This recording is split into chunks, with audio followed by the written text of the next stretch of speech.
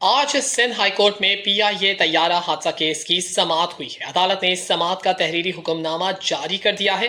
4 سال گزر جانے کے بعد کس کو سزا ملی، اس کا ذمہ دار کون تھا، ان تمام سوالات کے جوابات دوں گا آج میں آپ کو اپنی اس ویڈیو میں۔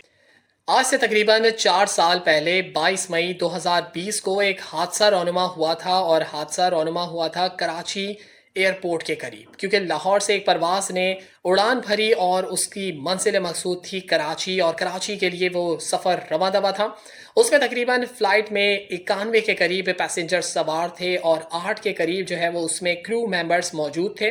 اس میں 2 پائلٹ تھے، ایک کپتان تھا جو کہ مین تھا، اور اس کے ساتھ جو ہے وہ فرسٹ آفیسر تھا۔ دونوں جو ہے وہ پائلٹ جہاز اڑا رہے تھے، اور ان کی کوشش تھی کہ وہ جلد از جلد لاہور سے کراچی کا سفر طے کر لیں۔ روزہ چل رہا تھا، رمضان کے دن تھے، دونوں روزے سے تھے۔ جب ان سے کرو نے آ کے پوچھا کہ آپ کچھ کھانے کے لیے لیں گے، کچھ اسنیکس وغیرہ کچھ کھانے کے لیے، تو انہوں نے منع کیا کہ ہم دونوں کا روزہ ہے، ہم کچھ نہیں کھائیں گے۔ خیر، سفر شروع ہوا لاہور سے کراچی کے لیے، اور عموماً پروازوں کی جو اڑان ہوتی ہے وہ تقریباً 35,000 40,000 45,000 پر طیارے جو ہے وہ اڑ رہے تھے، لیکن یہ ڈومیسٹک فلائٹ تھی، اور اس کو تقریباً 1.5 گھنٹے کا سفر ہوتا ہے مجموعی طور پر لاہور سے کراچی کا۔ تو اس میں جو ہے وہ پرواز اڑ رہی تھی، اور کوشش کی جا رہی تھی کہ وہ اپنے مقررہ وقت پہ ہی کراچی میں لینڈ کر جائے، لیکن ہوا ایسا نہیں، کیونکہ اس دن بدقسمت کہا جائے اس حادثے کو، یا پھر کسی انسانی غفلت کی بات کی جائے، تو ہوا کچھ ایسا کہ جب پرواز اڑی تو ابتدائی طور پر تو لگ رہا تھا کہ جہاز بالکل ٹھیک ہے، اور جہاز بالکل ٹھیک بھی تھا۔ رپورٹ میں یہی بتایا گیا ہے کہ جہاز بالکل ٹھیک تھا، لیکن غفلت جو تھی وہ انسانوں کی بتائی جا رہی ہے، کیونکہ اس میں 2 پائلٹ سوار تھے۔ ان میں ایک پائلٹ تھے سجاد گل جو کہ مین کیپٹن تھے، اور ان کے ساتھ ایک فلائٹ آفیسر تھے جو کہ فرسٹ آفیسر کہلاتے ہیں۔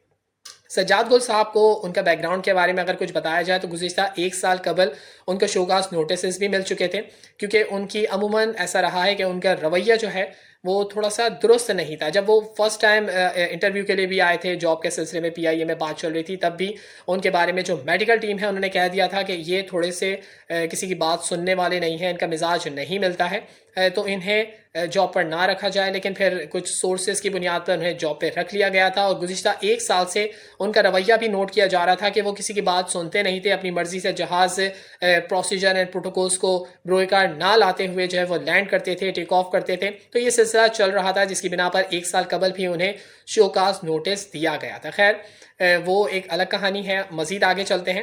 تو طیارہ اڑ رہا تھا، اور بہت زیادہ اوور اسپیڈنگ تھا۔ تو جب کراچی میں جب وہ طیارہ آنے لگا تو تقریباً آدھے گھنٹے کی فلائٹ ہو گئی تھی، پھر اس کے بعد جو ہے وہ لاہور نے کنٹرول ٹاور شفٹ کر دیا تھا کراچی میں، کہ اب جو ہے وہ آپ کو کراچی سے ڈیل کرنا ہوگا۔ تو کراچی کے کنٹرول روم سے باہر ان کو کال کی گئی، اور انہیں یہ بات بتائی گئی کہ آپ کا طیارہ جس اڑان اور جس رفتار سے جا رہا ہے اس کی رفتار بہت زیادہ ہے، تو برائے مہربانی اس کی رفتار کو تھوڑا کم کیا جائے، اور آپ جو ہے وہ اس کے علاوہ بہت فٹ پر ہیں، بہت اونچائی پر ہیں، تو تھوڑی سی رفتار کو کم رکھیں، کیونکہ رفتار بہت زیادہ ہے اور ہائٹ بھی بہت اوپر ہے نا۔ تو آپ کوشش کریں کہ تھوڑا سا ہو سکے تو ایک راؤنڈ اور لگا کر آ جائیں نا، مطلب کراچی کے نیئرسٹ پہنچنے کے بعد ایک اور راؤنڈ لگا لیں۔ لیکن انہوں نے، ان کے الفاظ تھے ان پائلٹ کے کہ میں جو ہوں یہ کر دوں گا، اور جب میں یہ کر لوں گا لینڈنگ تو آپ سب حیران رہ جائیں گے۔ مطلب ان کے الفاظوں میں تھوڑا سا جو ہے وہ غرور چھلک رہا تھا۔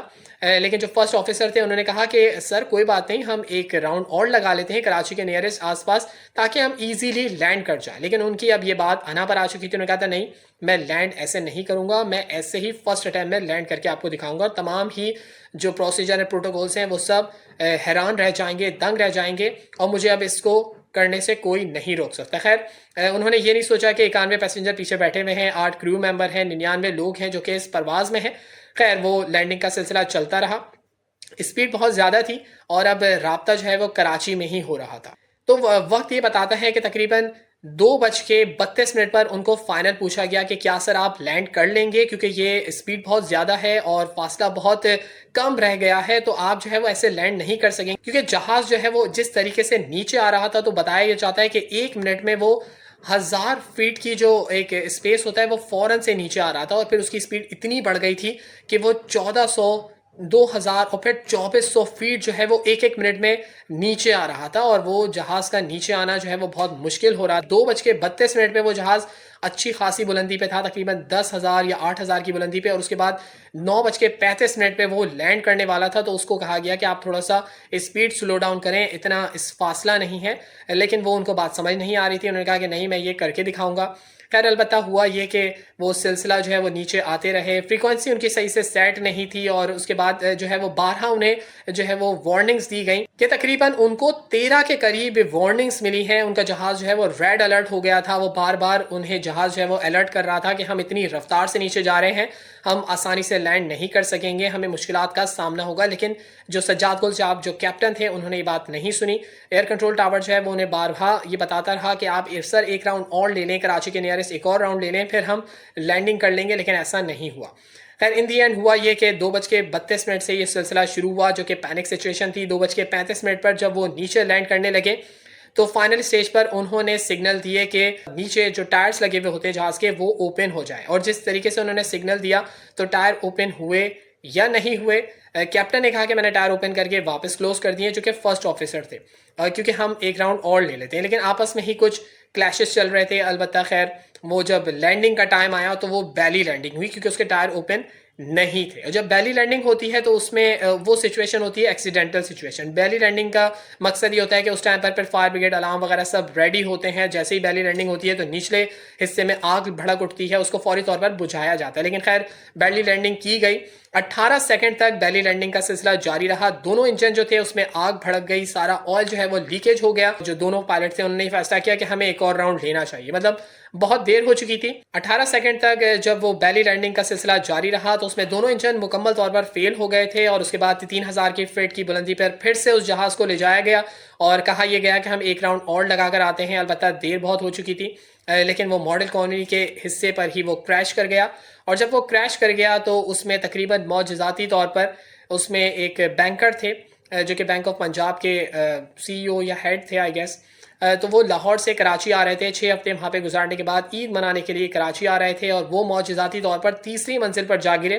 اور تیسری منزل سے گرتے ہوئے پھر وہ گاڑی کی چھت پر آ کے گرے اور معجزاتی طور پر وہ بچ گیا. اس کے علاوہ ایک اور شخص تھا، وہ بھی بچ گیا. 2 بندے بچ گئے، لیکن ان 99 لوگوں میں سے 97 لوگ وہیں پر اسی پلین کریش کے اندر انتقال کر گئے. جبکہ جس عمارت اور جس بلڈنگ کے اوپر انہوں نے گرایا تھا، لائن سے بہت سارے زمین پر گھر بنے ہوئے تھے، ان گھر کے اندر بھی ایک خاتون جو ہے وہ جاں بحق ہو گئی تھی. البتہ یہ کیس کا سلسلہ تو جاری رہا. کسی کو جو ہے وہ جواب نہیں دیا گیا کہ کیسے لینڈنگ ہوئی، کیا ہوا 4 سال گزر جانے کے بعد. اور اس رپورٹ میں یہ بتایا گیا کہ انسانی ہیومن ایرر ہے، ہماری فلائٹ بالکل ٹھیک تھی، اور یہ جو پائلٹ ہے سارا ملبہ ان پر ڈال دیا گیا. انفیکٹ یہ سلسلہ چلتا رہا، سب نے بھی ایکسیپٹ کر لیا. خیر پھر 17 مئی 2023 کو ایک رپورٹ شائع کی گئی اور اس میں یہ بتایا گیا کہ تقریباً 81 کیسز آئے تھے جن کو معاوضہ دیا جا چکا ہے. انشورنس بھی ان کا پورا کر لیا ہے. تقریباً 16 کے قریب رہ گئے ہیں، اور جن کی جائیدادیں ٹوٹی تھیں ان میں سے بھی 27 گھروں کی جو ہے وہ کچھ مرمت کی گئی، کسی کو کچھ دوسری جگہ منتقل کیا گیا، کیونکہ یہ ساری جو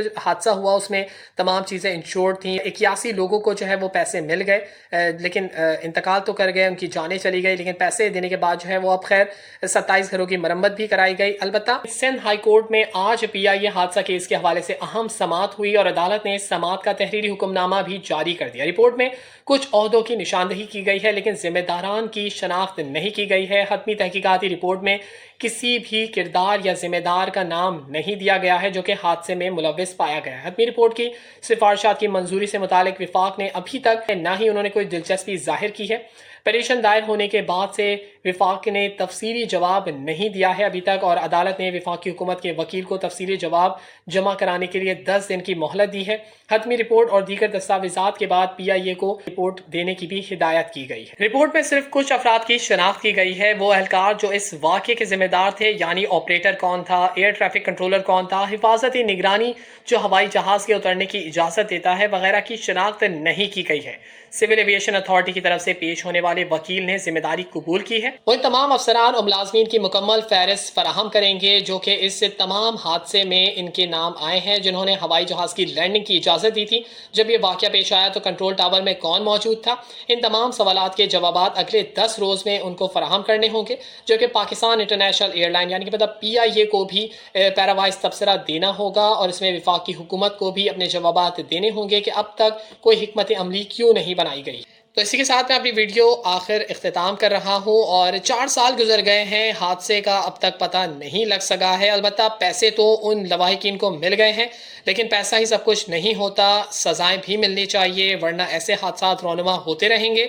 تو امید کرتے ہیں کہ ہمارا انصاف کا نظام بہتر ہو سکے گا، وفاقی حکومت ہو یا پھر صوبائی حکومت، کچھ بھی ہو، پارلیمان ہو، ان سب میں رولز اینڈ ریگولیشنز کو فالو کیا جائے، اور پی آئی اے ہو، سول ایویشن ہو یا پھر دیگر کوئی بھی پروازیں، ان کے لیے بہترین حکمت عملی بنائی جائے تاکہ ایسے حادثات رونما نہ ہو سکے، اور جو یہ 100 کے خاندان جو ہے وہ اب اپنے پیاروں کا انتظار کر رہے ہیں، ان کو کسی ایسے پیارے کا انتظار نہ کرنا پڑے جو اس حادثے میں شہید ہو گیا ہو۔